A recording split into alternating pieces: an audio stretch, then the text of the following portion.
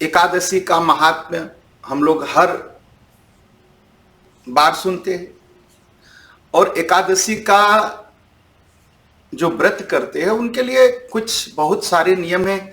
एकादशी को जो है, जो व्रत करते हैं उनसे भगवान जो है बड़े प्रसन्न होते हैं, और भगवान की प्रसन्नता के लिए एकादशी का व्रत करते हैं। और एकादशी के व्रत करने से कुछ तो लोग कहते हैं एकादशी का व्रत केवल ईश्वर आराधना, ईश्वर की प्राप्ति के लिए करना चाहिए। बहुत अच्छी बात है, लेकिन एकादशी का व्रत ऐसा है, इस जन्म में तो सुख देता है, आरोग्य देता है, और शरीर छोड़ने के बाद भगवान की प्राप्ति होती है, मुक्ति मिलती है। और एकादशी का व्रत तो मैंने संतों के बीच ऐसा देखा है कि एकादशी का व्रत करने से भगवान शरीर रहते ही जो है मुक्ति देते हैं, शरीर रहते ही भगवान दर्शन दे देते, इसी जन्म में दर्शन दे देते। तो एकादशी का व्रत का जो महात्म्य है यह बहुत बड़ा है। एकादशी के दिन जो है, जब एकादशी के व्रत का संकल्प ले लीजिए, मतलब 10वीं से ही, तो लोग जो चोरी करते हैं, जो झूठ बोलते हैं, जो परिस्त्री गमन करते हैं, जो झूठी गवाही देते हैं, जो हत्यारे हैं, जो जीव हत्या करते हैं, जो मांस खाते हैं, इनसे वार्तालाप बंद कर देनी चाहिए, बात ही नहीं करनी चाहिए।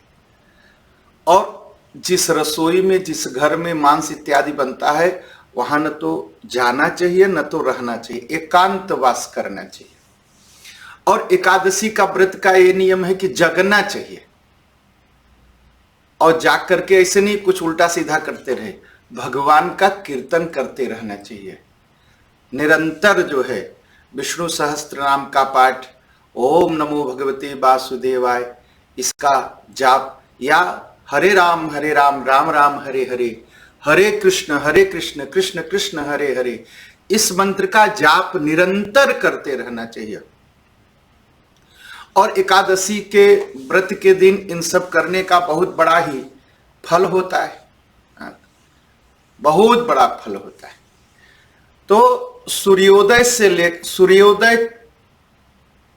से पहले यह व्रत शुरू होता है, और जब सूर्योदय अगले दिन हो जाता है, द्वादशी के दिन, तब व्रत का पारायण करना चाहिए। व्रत का पारायण बहुत जरूरी है, व्रत का पारायण तो छोड़ना ही नहीं चाहिए। व्रत का पारायण समय से करना चाहिए, ऐसा नहीं कि चलो अब तो व्रत कर लिया, अब द्वादशी आ गई, फिर शाम को जब कभी समय मिलेगा तो व्रत पारायण करेंगे, मतलब व्रत को रोकेंगे, व्रत कुछ खाएंगे। तो व्रत के पारायण का भी यह नियम है, एकादशी के व्रत का पारायण का नियम है कि पानी में थोड़ा सा एक पत्ता तुलसी डाल लिए और उसको पी लिए, तो भी व्रत का पारायण माना जाता है। तो व्रत का पारायण भी बड़ा महत्व का है एकादशी के दिन, तो व्रत का पारायण भी करना चाहिए। तो आने वाली जो एकादशी है वो ज्येष्ठ मास शुक्ल पक्ष की एकादशी है, और शुक्ल पक्ष की जो एकादशी है इसके कई नाम हैं।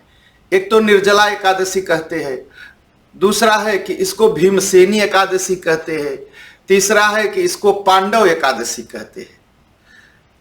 कई कहानियां हैं और उन कथाओं के हिसाब से इनका नाम रखा गया है। तो एक समय सभी पांडव और द्रौपदी इकट्ठे हुए और व्यास जी महाराज आए। व्यास जी महाराज के सामने जो है चर्चा होने लगी एकादशी की, भाई एकादशी का महत्व क्या है।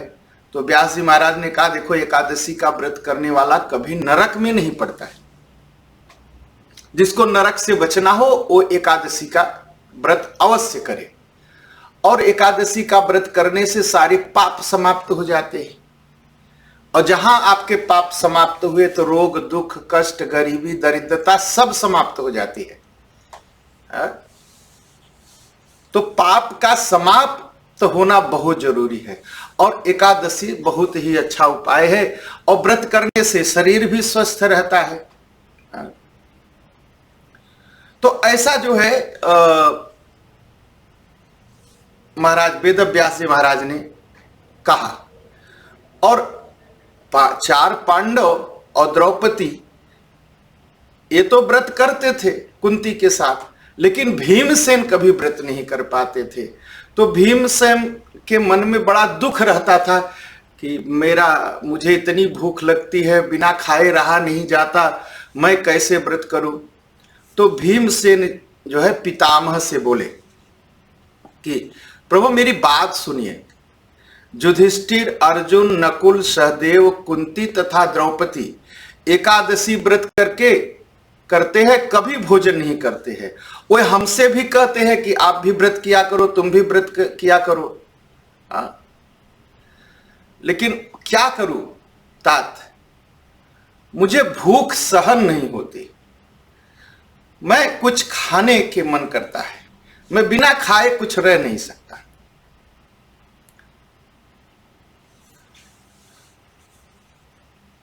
तो भीम का एक नाम है ब्रिकोदर। ब्रिकोदर एक विशेष तरह की अग्नि है जो पेट में रहती थी भीम के, और जो भी कुछ वो खाते थे तुरंत जला देती, तुरंत पच जाती थी, और भीम को पुनः जो है भूख लग जाती थी। कहा इस नाते ब्रिकोदर हूं मैं, ब्रिक नाम की अग्नि है मेरे पेट में, मैं जो भी कुछ खाता हूं मुझे तुरंत पुनः भूख लग जाती है और मैं उपवास नहीं कर सकता हूं। इसका फल, एकादशी के व्रत करने का फल मुझे कैसे मिले, यह आप मुझे बताइए। तो श्रुत्वा मे मानव धर्मा वैदिक का सुश्रुतस्त्वया। तो व्यास जी भीमसेन की बात सुन करके कहते हैं, अगर तुम्हें स्वर्ग प्यारा लगता है और नरक बुरा लगता है तो महीने में दोनों पक्ष की जो एकादशी है उस समय भोजन नहीं करना चाहिए। भीमसेन फिर बोल पड़े, महाराज। भीमसेन पुनः बोल पड़े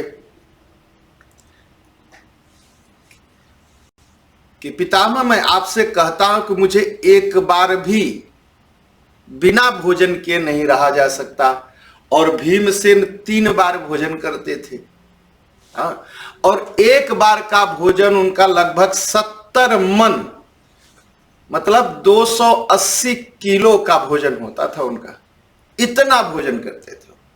ये तो 280 किलो तो उनका सुबह का जलपान होता था, वो ब्रेकफास्ट करते थे इतने का, और सोचिए तो भोजन कितना करते होंगे। तो कहे कि महाराज मैं 3 समय खाता हूं, इतना खाता हूं, लेकिन मेरा पेट नहीं भरता है और मुझे भूख लगी रहती, मैं व्रत कैसे करूं। और जैसे ही मैं अन्न खाता हूं तो पेट की अग्नि थोड़ी देर के लिए शांत हो जाती है, फिर से जग जाती है। और अगर मैं नहीं कर सकता तो मुझे स्वर्ग की प्राप्ति कैसे होगी। मुझे कोई ऐसा विधान बताइए, मुझे ऐसा कोई व्रत बताइए जिनको करने से सभी एकादशियों के व्रत का फल मिल जाए।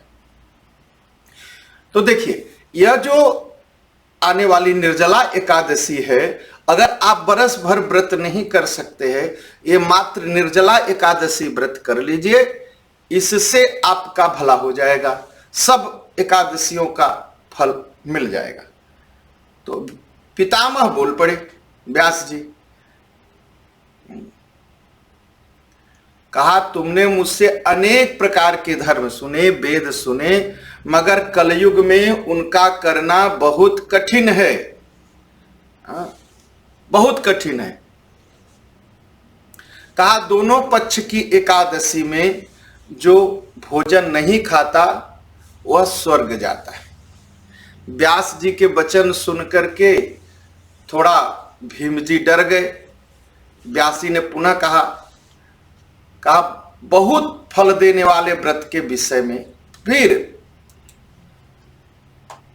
भीम जी डर गए कि मैं तो बिना खाए नहीं रह सकता, तो मुझे तो नरक जाना पड़ेगा।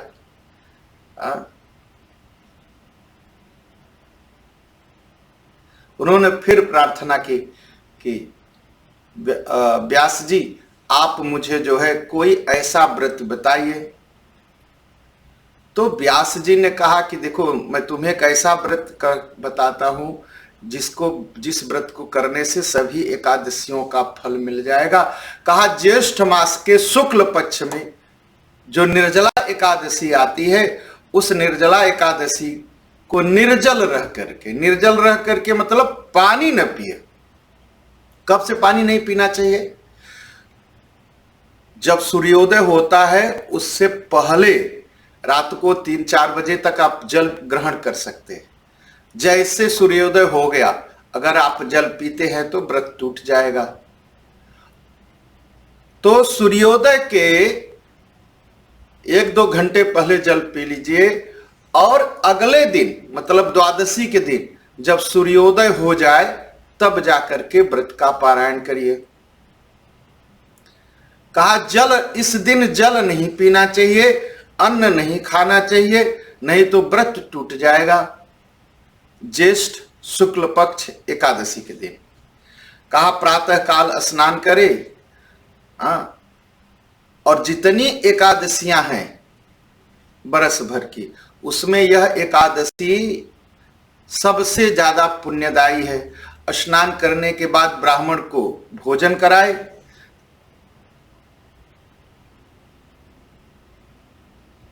कहा एकादशी के दिन व्रत करे और द्वादशी के दिन ब्राह्मणों को भोजन कराए और ब्राह्मणों को दान दे, दान दक्षिणा दे करके ब्राह्मणों को संतुष्ट करके उनका आशीर्वाद ले। कहा इस एकादशी के व्रत करने से और जितने तीर्थों का फल है यह मिल जाता है, जितने दान देने का फल है इस दिन मिल जाता है। और जो निर्जला एकादशी करते हैं उनके पास यमदूत नहीं आते शरीर छोड़ने पर। उसके साथ पीतांबर धारण किए हुए भगवान के दूत आते हैं और उस भक्त को लेकर के विष्णुपुरी को जाते हैं। तो इस एकादशी का व्रत मतलब निर्जला एकादशी का व्रत बहुत ही पुण्यदायी है। इस व्रत को अवश्य हर जीव को करना चाहिए। तो एकादशी व्रत के दिन ये पूरी तरह से नियम का पालन करना चाहिए। तो याद रखिए कि दशमी से ही एक दिन पहले से ही शुद्ध रहेंगे, अन्न नहीं ग्रहण करेंगे, दशमी के दिन एक बार भोजन करेंगे। एकादशी के दिन तो पूरी तरह निर्जल रहेंगे, जल भी नहीं पिएंगे। और पीने के लिए जल है कि सूर्योदय से पहले लगभग 3-4 बजे के आसपास जो है जल ग्रहण कर लेंगे, उसके बाद जल नहीं पिएंगे। कब तक? द्वादशी के दिन तक, अगले दिन तक। इस दिन जल का त्याग करना चाहिए और हो सके तो जल का दान करिए। जल का दान करते हैं निर्जला एकादशी के दिन, खुद जल नहीं पीते, दूसरों को पिलाते हैं। लोग पौसरा चलाते, पौसरा का मतलब है घड़े में एक मिट्टी के बर्तन में या बर्तन में पानी भर के जगह जगह रखते हैं कि जो लोग जा सके रास्ते से यात्री लोग जल को पी सके। और घड़े में जल भर के या अन्न भर के या जो भी अपनी कमाई में हो, कभी कभी लोग थोड़ा सोना रखते हैं, कुछ लोग थोड़ा पैसा रखते हैं, घड़े में भर करके उसका पूजन करके ब्राह्मण को दान देते हैं। तो एकादशी के दिन बहुत ही पुण्य का दिन होता है। जो निर्जला एकादशी है तो महापुण्य का दिन है और इस दिन का व्रत सबको करना चाहिए, हर जीव को करना चाहिए एकादशी का व्रत। और व्रत करने से लोग कहते हैं कि भाई अपने शरीर को क्यों कष्ट देना, क्या कष्ट देने से भगवान मिल जाएंगे? देखिए, शरीर को कष्ट देने से भगवान नहीं मिलेंगे और शरीर को सुख देने से भी भगवान नहीं मिलेंगे। भगवान मिलेंगे व्रत से, शुभ समय में व्रत करने से और शुभ समय में भगवान का कीर्तन, ध्यान, पूजन और जप करने से, इससे भगवान मिलते हैं। और भगवान तो मिलते हैं वास्तव में गुरुदेव की कृपा से।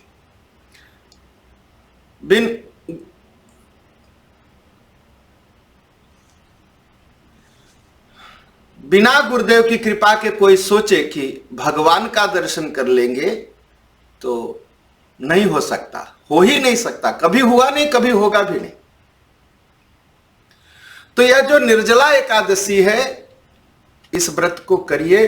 हो सके तो आप 1 घंटे बैठ के कहीं कीर्तन करिए, उसे रात भर करिए, बहुत अच्छी बात है।